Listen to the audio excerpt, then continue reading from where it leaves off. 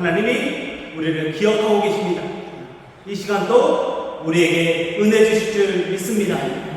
큰 은혜 누리시고 하나님의 사랑 가운데 결단하는 시간 되시기를 소망하고 축복합니다. 우리 서로 사랑해서 나누겠습니다. 사랑합니다. 축복합니다. 사랑하고 축복합니다. 요즘 학교에서 교육할 때 중점을 주는 것 중에 하나가 문해력이라는 것입니다. 문해력, 그러니까 문장의 의미를 해석할 수 있는 능력을 의미하는데, 단순히 글을 읽을 수 있는 정도가 아니라 그 속에 담겨있는 의미까지 알아낼 수 있도록 이렇게 교육을 한다고 합니다. 코로나 시대가 지나고 이제 아이들이 디지털에 익숙해지다 보니까 휴대폰이나 이런 유튜브 영상들을 너무 많이 보니까 자극적인 것들만 좋아하고, 그리고 당장 보이는 것들, 그냥 눈의 즐거움만 쫓아가다 보니까 책을 제대로 못 읽습니다. 그래서 10분 이상 앉아서 책 읽는 아이들이 잘 없다고 합니다. 그리고 1시간까지 책 읽는 아이는 반에서 손에 꼽을 정도입니다. 실제로 취업 사이트 사람인의 조사에 따르면 56.5% 이상의 기업이 젊은 세대의 국어 능력이 떨어졌다, 말이 잘 통하지 않고 단어를 이해하지 못한다고 말합니다. 그래서 이런 경우가 있다고 합니다. 금일까지 지원해주세요 라고 하면, 금일까지 지원해주세요 라고 하면 사람들이 금요일까지 지원해달라고 이해한다고 합니다. 금일이라는 말은 오늘까지인데 금요일이라는 말로 이해해서, 왜 내가 금요일까지 지원했는데 이 서류를 안 받아주냐 라는 말이 나온다고 합니다. 그런데 우리는 어떤 걸 생각해봅니까? 말을 있는 그대로 읽지 않고, 그러니까 성경에 있는 말들을 그 속에 있는 의미까지 알아야 하는데, 있는 그대로만 받아들여서 그 의미를 놓치고 지나갈 때가 있습니다. 제자라는 말 다 아시죠? 제자 아시지요? 그런데 이 말의 사전적 의미로 보면 스승으로부터 가르침을 받거나 받은 사람이라는 뜻입니다. 세상의 학교나 학원, 삶 속에서 가르침을 받는 사람들을 의미하지.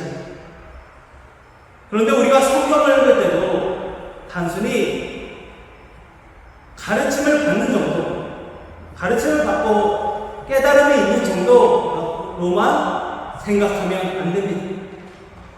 우리는 그 속에서 더 한 걸음 더 나아가야 합니다.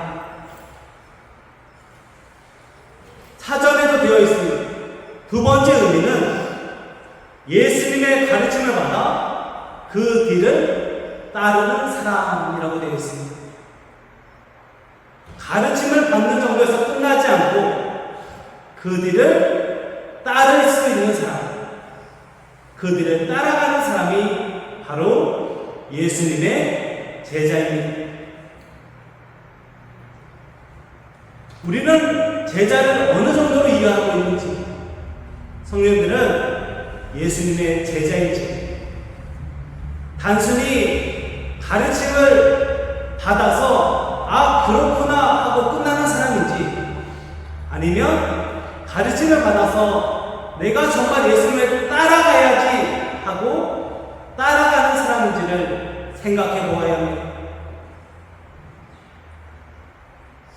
내가 원하는 것만 얻으려고 교회 다니고 예수님만 이용하고 내가 좋은 대로 신앙생활 해서는 안 됩니다. 예수님의 제자가 되시기 바랍니다. 예수님의 제자가 되어야 합니다. 오늘 말씀을 통해서 제자의 의미를 함께 나누어보고 제자된 삶을 살아가는 우리 모두 되기를 소망하고 축복합니다. 예수님의 제자들은 예수님만 보고 따라가는 사람들이었습니다.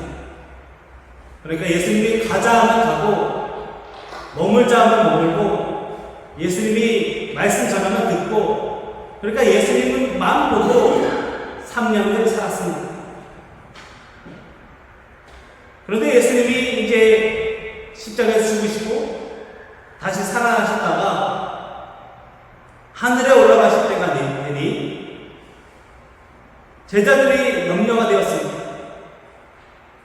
예수님만 보고 살아오던 자들이니 예수님 없이 살아갈 나이들이 걱정되신 겁니다. 그래서 예수님이 제자들에게 예수님 떠난 후에 예수님과 함께 하실 분을 약속하십니다. 바로 성령 하나님이십니다. 약속하신 성령님을 기대하라고, 기다리라고, 기도하라고 말씀하십니다. 그리고 약속하신 성령님이 제자들에게 임했습니다. 성령님이 임하자 제자들이 달라졌습니다.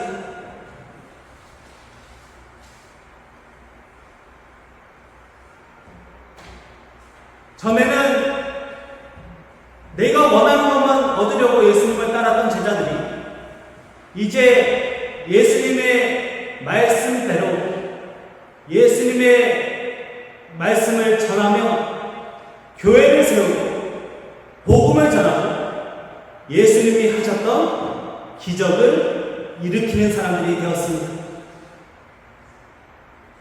병든 자를 치료하고 악한 것들을 물리치고 예수님의 이름의 권세를 전하였습니다. 그리고 복음을 전하며 교회를 세웠습니다.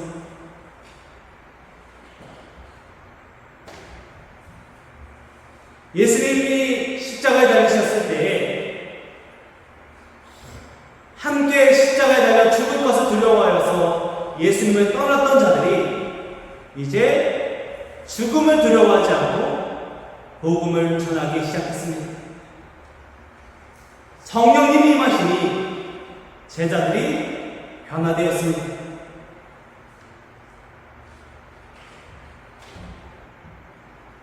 제자들이 달라고 해서 준 성령이 아니고 예수님이 약속하셨고 주님의 뜻에 따라 성령님이 임하셨습니다. 우리도 마찬가지입니다. 이 자리에 우리가 모인 것은 성령님의 역사인 줄 믿습니다. 성령님이 우리를 이 자리로 모이게 하신 줄 믿습니다. 우리의 의지와 생각이 아니라 성령님의 뜻에 따라 우리에게 임하셨고 이 자리에서도 말씀 드릴 때 예배할 때에 우리가 기도하고 찬양할 때에 성령께서 역사하실 줄 믿습니다. 제자들이 준비되어서 가는 주님이 임하셔서 준비시키시고 변화시키시고 사용하셨습니다. 제자들을 변화시키신 분은 성령 하나님이십니다. 오늘 본문에서도 제자들이 복음을 전하자 사람들이 듣고 회개하며 변화되는 일들이 일어났습니다. 그런데 믿고 변화되어서 예수님을 따르기만 하는 것이 아니라 어떤 사람들은 예수님을 외면하고 제자들을 박해하며 쫓아내는 일도 함께 일어납니다.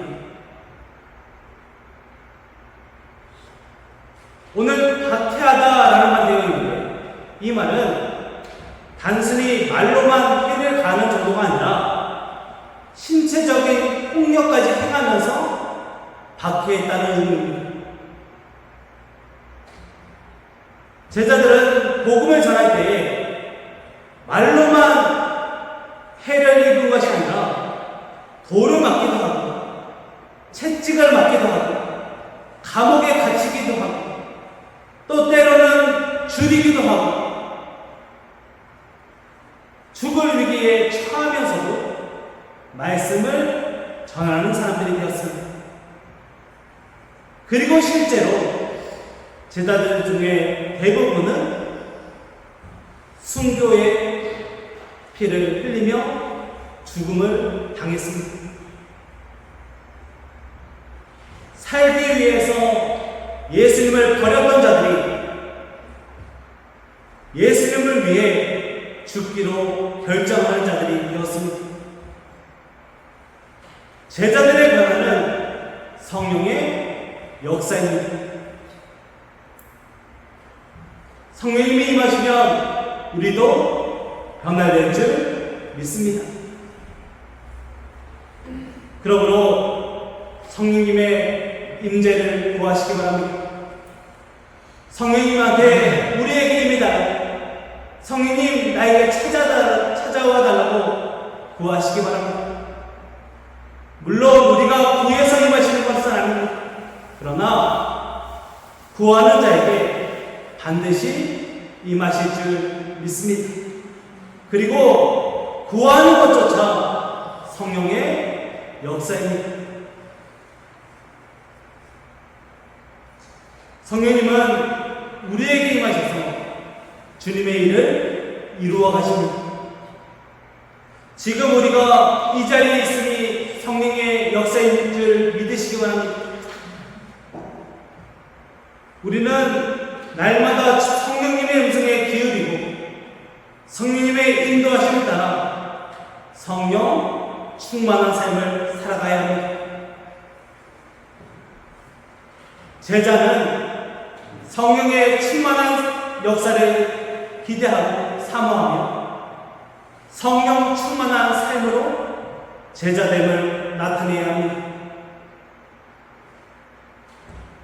우리가 날마다 기도하고 순종하며 말씀 읽고 예배하는 이유는 성령 충만을 우리의 힘으로 이루기 위해서가 아니라 이미 우리에게 임하신 성령과 함께 동행하는 삶을 살기 위해서입니다. 제자들은 성령 충만한 사람들이었습니다. 이제 우리의 삶을 돌아보아야 합니다. 우리는 어떠합니까? 성령들은 성령 충만하십니다. 나는 성령 충만한지를 돌아보시기 바랍니다. 박해 속에서도 복음을 전하고 예수님의 말씀대로 살아가고 기쁨과 성령이 충만했던 제자들과 같은 삶을 살아야 합니다. 박해 속에서도 제자들은 담대히 믿음의 길을 걸었습니다. 이제 우리 차례입니다. 지난 한 주간 그리고 당장 어제 멀리는 지난 한 달, 지난 6개월 우리의 삶은 성령 충만했습니다. 세상의 유혹과 때로는 보이지 않는 박해 또 여러 가지 어려움 속에서 우리는 제자였습니다.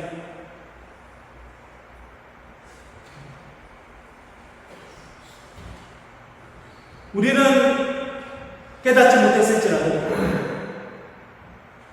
우리의 삶 속에는 여전히 이미 성령님께서 역사하고 계셨는 줄 믿습니다. 그러므로 우리는 성령님을 기대해야 합니다. 성령님을 바라보아야 합니다. 성령님을 구하시기 바랍니다. 그 모든 과정을 주관하시는 분이 성령 하나님이십니다. 오늘도 우리에게 임하시고 우리에게 역사하시며 우리를 제자 삼으시는 성령님을 기대하시고 성령 충만한 삶을 살아가시기를 소망하고 축복합니다. 그렇다면 성령 충만한 삶의 특징은 무엇일까요? 성령 충만한 제자들의 가장 놀라운 특징은 바로 그들의 삶을 보면 알 수 있습니다. 제자들이 성령 받고 무엇을 했을까요? 병을 고치기도 했고, 귀신을 쫓기도 했고, 교회를 세우기도 하고, 여러 가지 일들을 감당했습니다. 그런데 가장 먼저 한 사역은 그러한 일들이 아니었습니다. 사도행전 2장을 보면 오순절에 제자들에게 성령이 임하시는 사건이 기록되어 있습니다. 새 술에 취한 제자들은 다른 언어로 말하기 시작합니다. 방언을 했다는 기록이 있습니다. 방언은 다른 언어, 그러니까 이제껏 하지 않았던 말들을 했다는 것인데, 그것은 말이 중요한 것이 아니라 그들의 마음이 변화되었다는 말입니다. 그들의 마음에 예수님이 임하셨습니다. 그래서 예수님이 하라고 하시는 말들, 예수님이 뜻하시는 대로 말하기 시작했습니다. 이렇게 예수님이 하라는 대로 말하기 시작한 제자들은 그때부터 다른 삶을 살기 시작했습니다.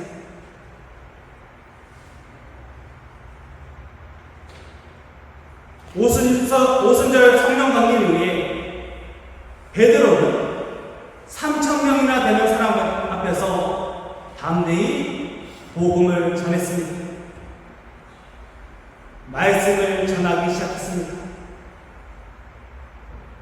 성령 충만을 경험한 제자들은 말씀의 사람이 되어서 말씀을 전하기 시작했습니다. 제자들마다 주님이 주신 은사에 따라 쓰임을 받았지만 동일하게 감당한 사역은 바로 말씀을 전하는 일이었습니다. 성령님은 말씀의 영이십니다. 예수님은 성령님을 약속하실 때에 보혜사 성령님을 소개하십니다. 요한복음 14장 26절에 이렇게 되어 있습니다. 보혜사 곧 아버지께서 내 이름으로 보내실 성령, 그가 너희에게 모든 것을 가르치고 내가 너희에게 말한 모든 것을 생각나게 하리라 라고 소개하십니다. 성령님은 우리에게 충만하게 임하셔서 예수님이 우리에게 주신 말씀을 붙잡게 하시고 말씀으로 살게 해주십니다. 성령님은 진리의 영이시고 말씀의 영이시기에 우리에게 성령님이 임하게 되면 우리는 말씀대로 살게 됩니다. 성령님의 임하심은 말씀대로 살게 됨을 의미하고 말씀을 전하고 선포하게 됨을 의미합니다. 오늘 우리가 읽은 본문 말씀에서도 사도 바울은 바나바와 함께 수많은 사람 앞에서 복음을 선포하였습니다. 유대인들에게 하나님이 그들을 이방의 빛으로 삼아 땅끝까지 구원에 이르게 하신다는 말씀을 선포하며 유대인들에게 복음을 선포하고 있습니다. 말씀은 그들의 무기였고 말씀은 그들의 삶의 기준이었으며 말씀은 그들의 능력이었습니다. 말씀을 마음에 품고 말씀을 선포하였더니 주의 말씀이 그 지방에 두루 퍼졌습니다. 말씀으로 그 지역이 변화되었고 말씀으로 그 지역이 새로워졌으며 구원의 역사가 계속해서 일어났다는 말입니다. 결국 성령의 역사는 말씀의 역사입니다.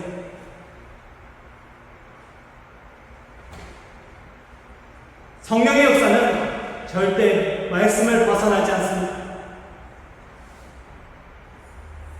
그러므로 우리는 성령 충만한 주의 제자로 살기 위해서 말씀으로 충만해야 합니다. 말씀으로 돌아가시기 바랍니다. 말씀을 붙잡으시기 바랍니다. 말씀의 삶을 살아가시기 바랍니다. 말씀이 우리의 삶에 가득해야 합니다. 우리가 제자로 살기 원한다면 날마다 말씀으로 돌아가야 합니다. 그리고 말씀을 선포하며 말씀대로 살아야 합니다. 말씀 그 자체에 권위가 있고 능력이 있기 때문입니다. 말씀이면 충분합니다. 말씀을 붙잡으시기 바랍니다. 말씀을 사모하시기 바랍니다. 말씀을 읽으시기 바랍니다. 말씀 자체에 권위가 있고 능력이 있기 때문입니다. 그래서 3.1교회 송태근 목사는 캐도나마 사도행전에서 하나님의 말씀은 설득하는 것이 아닙니다. 선포하는 것입니다. 말씀 자체가 권위가 있고 능력이 있기 때문입니다. 라고 말합니다. 성령 충만한 제자는 말씀이 충만하며 말씀의 권위를 쫓아 말씀의 능력으로 살아가는 사람들입니다. 그러므로 말씀의 사람이 되시기 바랍니다. 말씀을 가까이 하셔야 합니다. 말씀을 읽으셔야 합니다. 말씀을 들으셔야 합니다. 말씀을 선포하시고 살아내시기 바랍니다. 성령의 사람은 성경의 사람입니다. 성령 충만함으로 말씀도 충만하여서 말씀을 기준으로 살아가는 성경의 사람 되시기를 소망하고 축복합니다. 이처럼 제자들은 말씀으로 충만하여서 복음을 담대히 전하였습니다. 그 결과가 52절 말씀입니다. 우리 다 같이 52절 말씀을 함께 있습니다.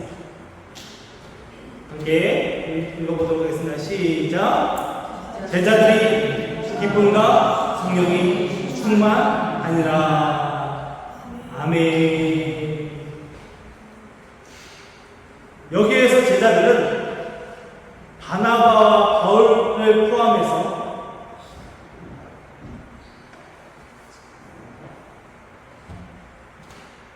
제자들이 복음을 전하고 그 복음을 듣고 변화되어서 제자가 된 사람들을 의미합니다.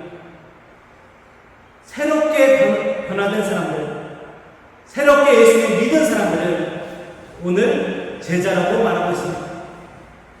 그리고 그들의 특징은 성령의 충만함과 넘쳐나는 기쁨입니다. 복음을 전한 바울과 바나바도 성령과 기쁨이 충만했고 복음을 받아들인 새로운 제자들도 성령과 기쁨으로 충만했습니다. 기쁨은 예수를 믿는 성도들의 가장 큰 특징입니다. 새로운 삶을 살게 되었기 때문입니다. 예수님으로 가득하니 그리고 성령으로 충만하니 기쁨으로 살게 됩니다. 우리가 살아가고 있는 이 시대는 기쁨이 없는 시대라고 말합니다. 기쁘다고 말하지만 잠깐입니다. 진정한 기쁨을 누리지 못하고 있습니다. 좋은 것을 얻어도 오래 가지 못합니다. 맛있는 것을 먹어도 잠깐입니다. 그러나 성령님이 충만하여서 누리는 기쁨은 영원하며 흔들리지 않습니다. 박해 중에도 기뻐하게 되고 슬픔 중에 위로를 얻습니다. 성령님이 우리와 함께 하시기 때문입니다. 성령님이 함께 하시면 우리의 삶에 놀라운 변화로 이어지는 기억하시기 바랍니다. 그래서 우리는 성령님과 함께 날마다 찬양할 수 있습니다. 날마다 기뻐할 수 있습니다. 날마다 주를 찬양하시기 바랍니다. 그래서 우리는 이렇게 찬양할 수 있습니다.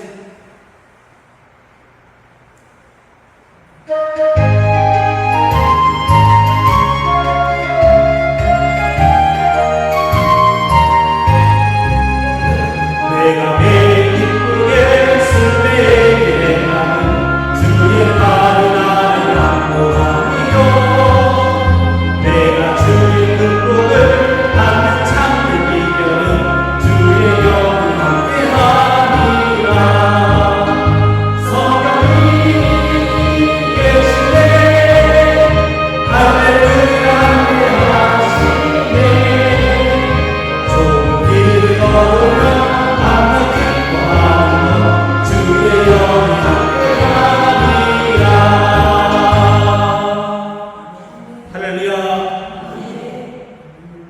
성령님이 충만한 가장 강력한 증거는 바로 기쁨입니다. 충만하다는 말을 찾아보니 그들이 가득 채워졌다라는 의미입니다. 그리고 이것은 과거에 머무는 것이 아니라 계속해서 충만하다라는 뜻입니다. 성령님이 임하시면 기쁨이 충만하여서 그 삶이 계속 이어진다는 것을 기억하시기 바랍니다. 성령님이 주시는 기쁨은 사라지지 않습니다. 성령님으로 충만하고 말씀으로 충만하시기 바랍니다. 그러한 삶에 기쁨이 충만할 줄 믿습니다. 어떠한 상황과 환경 속에서도 성령이 충만하여서 말씀이 넘쳐나고 말씀이 가득하여서 기쁨이 넘쳐나는 제자가 되시기를 소망하고 축복합니다. 우리는 제자입니다. 제자는 내가 원하는 것을 얻으려고 주님을 따라가는 사람이 아니라 예수님을 믿음으로 예수님에게 헌신하기 위해 내 삶을 내어놓고 예수님을 따르는 사람들입니다. 그러기 위해 오늘 말씀을 기억하시기 바랍니다. 제자들은 기쁨과 성령이 충만합니다. 우리는 이제 성령 충만을 구하며 기대하며 날마다 주님께 기도해야 합니다. 구하며 나아가며 기도하는 것은 이미 성령의 역사입니다. 우리가 구해서 오신 것이 아니라 오셨기에 구하는 것입니다. 우리가 기뻐해서 오시는 것이 아니라 오셨기에 기쁜 것입니다.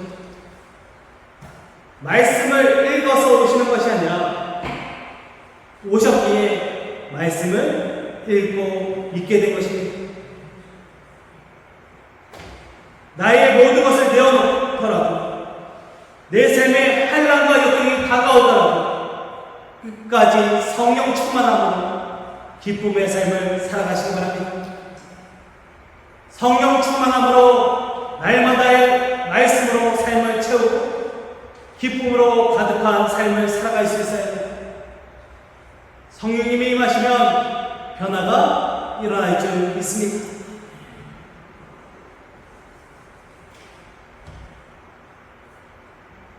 우리 녹정교회도 최근에 많은 변화를 경험하고 있습니다. 먼저는 우리의 교회의 분위기가 달라지고 또 기쁨이 넘치고 또 예배하는 자가 늘어나고 또한 교회 외적으로도 많은 변화를 경험하고 있습니다. 계단 공사도 경험하였고 또 교회 곳곳이 날마다 변화되는 것을 경험하고 있습니다. 이제 아마 상반기 중으로 늦어도 7월 안으로는 커튼 공사도 완료될 것입니다. 그러고 나면 더욱더 놀라운 은혜들이 이어질 줄 믿습니다. 성령님이 임하시면 변화가 일어날 줄 믿습니다. 예수님의 오심이 우리에게 기쁨이듯이 성령님이 오심은 우리에게 또한 설명할 수 없는 기쁨으로 이어질 줄 믿습니다. 그러므로 성령 충만을 기대하시기 바랍니다. 우리에게 그 기대를 주시는 분도 성령님이십니다. 이미 우리에게 임하셔서 이 자리에서 예배하게 하시고 오늘도 그리고 이번 한 주도 그리고 앞으로의 우리의 삶도 인도하실 성령님께서 우리의 삶에 참된 기쁨을 부어주실 줄 믿습니다. 성령님이 임하시면 기뻐할 수 있습니다. 성령님이 임하시면 말씀의 삶을 살아갈 수 있습니다. 성령님이 임하면 기대하시고 성령님과 함께 날마다 기쁨의 삶을 말씀의 삶을 살아가시기를 소망하고 축복합니다. 그러기 위해 이번 한 주간 성령님의 임재를 날마다 구하시기 바랍니다. 이미 임하셨기에 우리가 구할 것은 성령님의 함께 하심을 기억하고 성령님의 임재를 더욱 구하는 것뿐입니다. 이번 주에 작게나마 도전도 어려울 수도 있지만 제가 하나의 한 가지 도전과제를 드립니다. 매 시간 정각이 되면 1시가 되면 또 2시가 되면 성령님 함께 해주세요 라고 잠깐이라도 기도하시기 바랍니다. 그 시간을 놓칠 수도 있겠지만 내가 1시간만큼은 1시간에 잠깐 1분 1초라도 성령님의 도우심을 구한다는 생각으로 꼭 기도하시기 바랍니다. 성령님 나와 함께 해주세요. 다 같이 한번 기도해 보겠습니다. 성령님 나와 함께 해주세요. 이렇게 해석드리지 하면 5천을 합니다. 이 기도를 매 시간 바뀔 때마다 한번 해보시기 바랍니다. 성령님이 함께 하심을 기억하시고 확인하시고 그 은혜를 누리시기를 축복합니다. 또한 성령의 사람은 성경의 사람입니다. 제가 오늘 주보 안에 이러한 종이 하나를 넣어 놓았습니다. 오늘 우리가 읽었던 요한복음 14장 26절 말씀입니다. 한번 다 같이 읽어보겠습니다. 다 같이 가지고 계시면 같이 읽겠습니다. 시작. 보혜사 곧 아버지께서 내 이름으로 보내실 성령 그가 너희에게 모든 것을 가르치고 내가 너희에게 말한 모든 것을 생각나게 하리라. 아멘. 이번 주간 말씀 이번 주간에 아침 저녁으로 꼭 이 말씀을 읽어보시기 바랍니다. 그래서 이 말씀 때문에 성령님께서 함께 하시니 내가 말씀의 사람이 될 수 있구나. 성령님께서 예수님을 생각나게 하시니 내가 기뻐할 수 있구나 라는 것을 기억하시기 바랍니다. 이번 한 주간 가능하시다면 도전하셔서 암송도 한번 해보시기 바랍니다. 그래서 다음 주에 제가 확인은 안 할게요. 그런데 한번 같이 읽어보면서 내가 지난주 성령의 사람으로 살았구나, 말씀의 사람으로 살았구나 라는 것을 한번 확인해 보기를 소망합니다. 마지막으로 우리는 성령 때문에 기쁜 사람들입니다. 그렇다면 그 기쁨을 전할 수 있어야 합니다. 이번 한 주간은 이웃을 만날 때 이렇게 인사했으면 좋겠습니다. 만나서 너무 기쁩니다 라고 인사하시기 바랍니다. 내가 너무 기뻐서 누굴 만나도 기쁜 겁니다. 특별히 가족한테 먼저 해보시기 바랍니다. 만나서 참 기쁩니다 라고 가족한테 안 해보셨잖아요. 그리고 가까운 이웃에게도 한번 해보시기 바랍니다. 한번 연습해볼까요? 우리 옆에 분들에게 인사하겠습니다. 만나서 참 기쁩니다. 웃으면서 하셔야 돼요. 심각한 표정으로 하시면 안 됩니다. 한번 다시 해보겠습니다. 만나서 참 기쁩니다. 이렇게 인사하는 순간 나도 기쁘고 내 안에 계신 주님도 함께 기뻐하실 줄 믿습니다. 이번 주에는 만나시는 분들에게 꼭 만나서 참 기쁩니다 라고 인사하셔서 내 안에 계신 성령님의 기쁨을 나누시기 바랍니다. 결국 예수 그리스도이십니다. 예수님이 약속하셨기에 성령님이 오셨고 그 약속하심이 이루어져서 우리는 말씀의 사람이 될 수 있었고, 오늘 51절 말씀처럼 기쁨과 성령이 충만한 삶을 살게 되었습니다. 날마다 말씀을 붙잡으시고 말뿐인 제자가 아니라 진짜 제자가 되시기 바랍니다. 성령님이 이미 우리에게 임하셨습니다. 앞으로 우리와 함께 하시고 지금도 함께 하시는 성령님은 영원토록 우리와 함께 하십니다. 그 성령님의 임재하심을 기대하시고 그 성령님과 함께 기쁨의 삶을 살아가시기를 주님의 이름으로 축복합니다.